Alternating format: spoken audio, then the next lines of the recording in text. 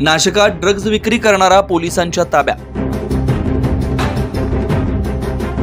आगामी सण उत्सवाच्या काळात कायदा सुव्यवस्था अबाधित राहावी यासाठी नाशिक पोलिसांकडून कारवाईचा धडाका सुरू आहे। याच अनुषंगाने अंमली विरोधी पथकाने शहरातील हिरावाडी परिसरातून एमडी विक्री करणाऱ्यांसाठी आलेल्या एका संशयितास ताब्यात घेतलं।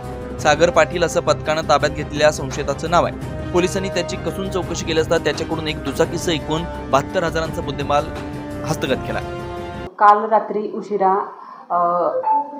उशिरा आमच्या पथकाला गोपनीय माहिती मिळाली की सागर पाटील नावाचा इसम हा एमडी विक्री करण्याकरता पंचवटी पोलीस स्टेशन हद्दीत त्रिकोणी बंगला कडे जाणाऱ्या रस्त्यावर एमडी विक्री करणार आहे।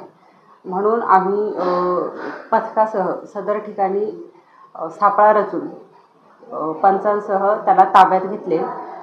त्यावेळी त्याच्याकडे 8.5 ग्रॅम एमडी नावाचा अंमली पदार्थ मिळून आला। त्याच्यावरून तेथे त्याचा पंचनामा करून त्याला ताब्यात घेतले व पुढील कारवाई करत आहे।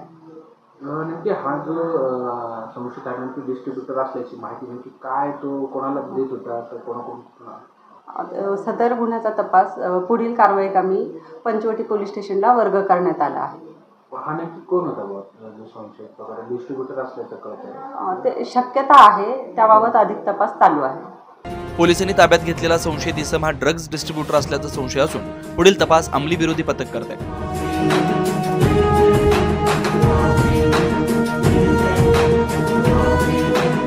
9 न्यूज महाराष्ट्र ब्युरो नाशिक।